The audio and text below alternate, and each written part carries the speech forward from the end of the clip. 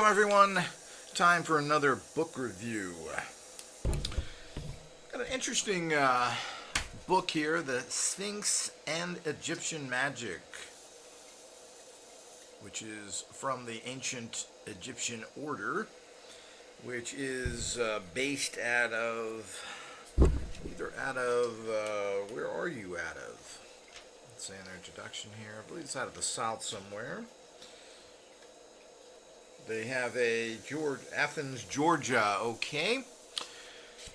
I always like books like this. This is a small booklet, which is easy to digest, really what everybody likes.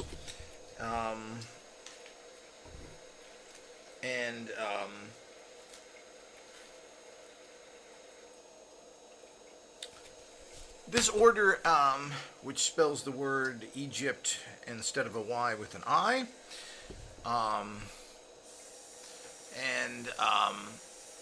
has put together a whole bunch of series of little booklets like this on Egyptian magic and Egyptian mythology, etc., covering that whole area.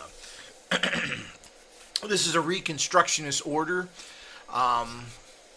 It's information here which doesn't really give you much on Egyptian magic in terms of practices. It gives you a lot of interesting cumulative information. It's very much of a hybrid of what we have now in the 21st century, which I'm generally in favor of, even though you have to be careful it doesn't dilute the ultimate source of your information too much, which I really think they have done here. It goes into all sorts of theories of where the Egyptians come from. They believe in more Scythians, that there was this progression of people that came from other planets to here. This is commonly accepted now by most occult thinking people, and it certainly gets my vote at this time.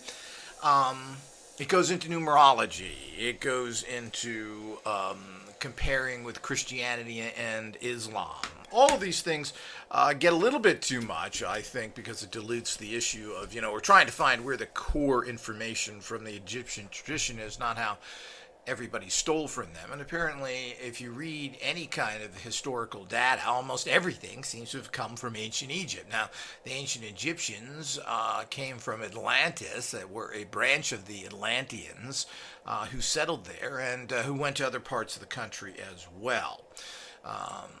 Original Atlanteans did come from another planet, so or became physical here as spiritual beings. We're not entirely sure of the exactness of that, and I'm not even sure it really even matters.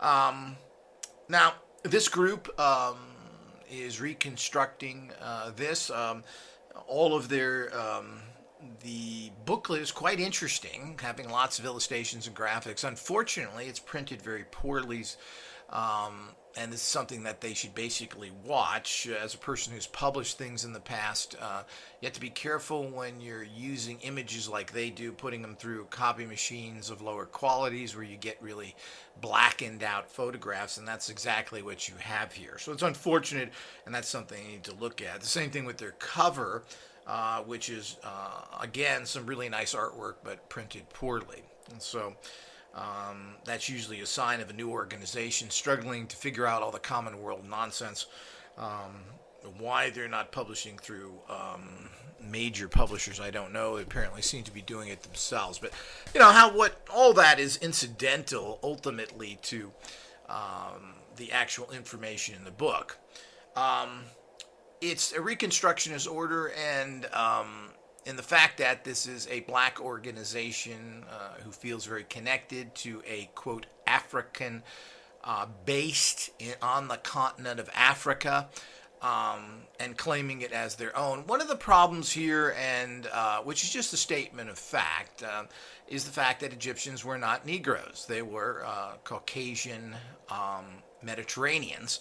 And while there were certain black intermixing, most of this has to do with the actual slaves that the Egyptians had, the plague of the black race in general, to be captured and enslaved. And anyone who's seen any Egyptian picturings, authentic on the actual hieroglyphics, etc., carvings, all can see that they're not Negroid in feature, while there obviously are slaves that were intermixed with so many. So, the problem with this type of thing is that claiming that, and I saw Samuel Jackson do this, who went to Egypt and was interviewed and claiming this for his. Well, the point is, if you call any Mediterranean, Arab, etc., a Negro, you're going to have a fight on your hands. It's just not true. So claiming that is your own. All the pictures in here, all the god forms, etc., all been changed into Negroid features. Of course, white people have been doing this for years, changing different other people into white-looking people. The blue-eyed, blonde-haired Jesus, which is an impossibility coming from the Middle East, which are, again, Caucasian. Most Middle Easterners are Caucasian Mediterraneans, but there's even a difference there between Arabs and that, etc. So whatever that means in the bigger picture. But, it shows an attitude of claiming something, which, is a way of finding yourself as you are seeking. I certainly understand this. But getting into the information of the book itself, as I said, they're bringing in all these very diverse traditions, mixing them together in terms of saying, using a lot of numerology to add up to the number, numbers 3s and 9s, etc., which so many traditions actually do. It's very heavy in the Indian tradition from India, where everything adds up to 33 or 303. And of course, 3 plus 3 plus 3 is 9. And of course, this is a number that goes throughout history, whether it's coincidental or not, but 9 is used. The Masons use 33, the 33rd degree, etc. So this is all linked back to all this stuff. And how much empowerment numerology has is unknown. Obviously, it has effect, but how much and how it intertwines is not. They do include and talk about how Islam and other things are combined with this. And of course, here's another controversy. I guess you can put that information in there. It appears that a lot of blacks don't quite understand that it was the Islam, the Muslims, who went into Africa and enslaved them and sold them around the world, as well as invading from what is considered Arab lands, as a general term for the Middle East area, into and raiding North Africa, which is Egypt, Nigeria, and Lebanon, all the, not Lebanon, Libya, etc. All these countries were invaded by and taken over by Islam, as well as Spain, even northern parts of Italy and other areas. So they certainly is an alien culture to the blacks, as seems to be confusion on their part. But as we get into this, it shows how different symbols and so forth are used. The fish and other things are coming from Egypt, used by the Christians and so forth. Of course, everything, apparently, when you do your research, comes from actually Egypt. You name it, it originated there, apparently, from that particular culture. Everything from beer to medicine to surgery apparently came from the Egyptians. This filtered into the Greeks and the Romans, who conquered Egypt, who then took it and brought it into more Western realities and expanded upon it, as all knowledge is. There's really no original idea.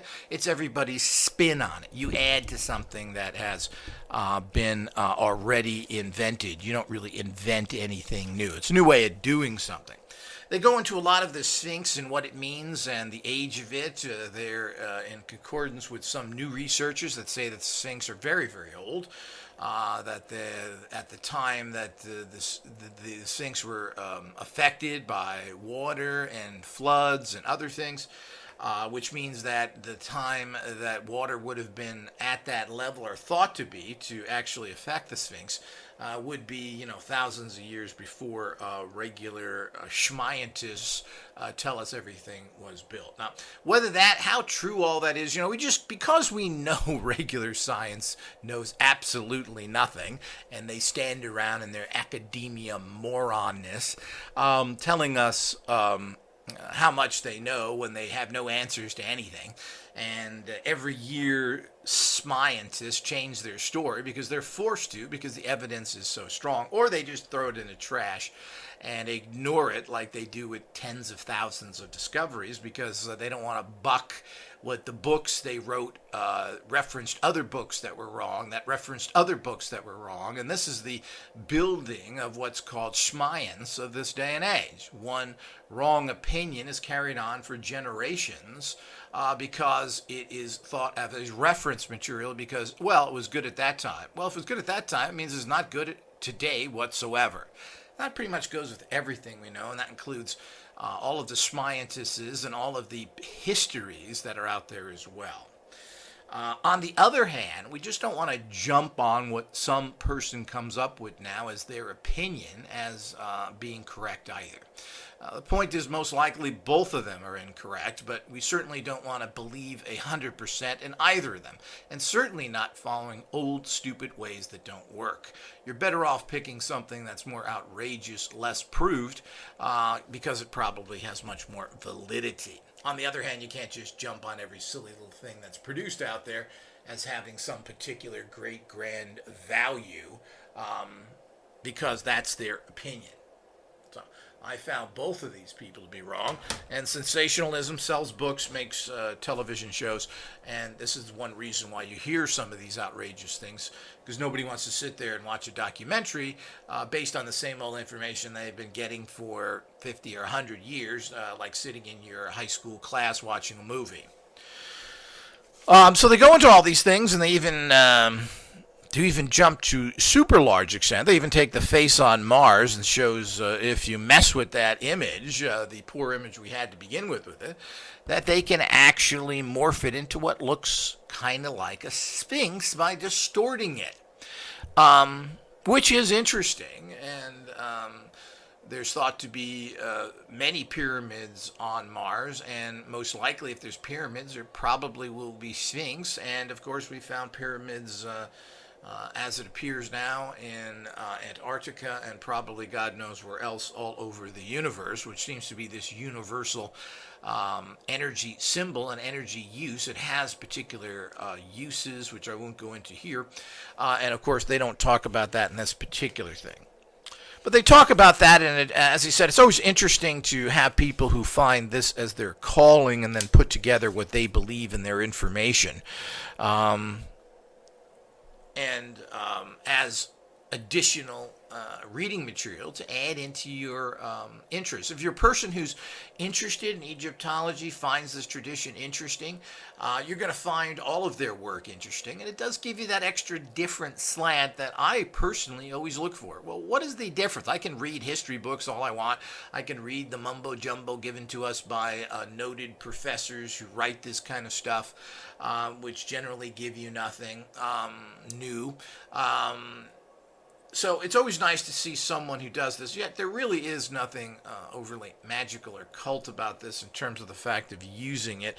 You could probably blend some of the information here in with some of your magical practices, but they're very much bits and pieces here. There's not, do this ritual here, do this. There's nothing overly set forward there. So it's throwing out a lot of bits and pieces to give you the so-called real meaning of the Sphinx and all the things that go with it, and the connection to astrology and other planets. And we kind of all know this, so it's not groundbreaking, but it is interesting. They have lots of other books. I have not read any of them. I do plan to. As such, there is this, as I said, different slant on things that you can get than finding the traditional. But if you're looking for a magic book here, I'm afraid that's not it. It's kind of a fun little extra note. And if you put all their books together, I'm assuming you get an interesting viewpoint from this particular order of where they're coming from. These books are available on all the usual places. For those seeking further information, make sure you go to the Guild website and follow any links that we have underneath this audio. This book will have a link where you can actually obtain it. You can follow that link to buy this book if you desire to get it. it's always good to go to the Guild website and to get further information on all the many exciting areas that we cover, which will give you very hardcore how to do things in next level occultism, 21st century occultism. That really is the cutting edge. And the occult sciences uses all traditions. So if we find excellent Egyptian empowerments, we use those regardless of where they come from. And that's all what is the occult sciences all about. Make sure that you subscribe and like this audio.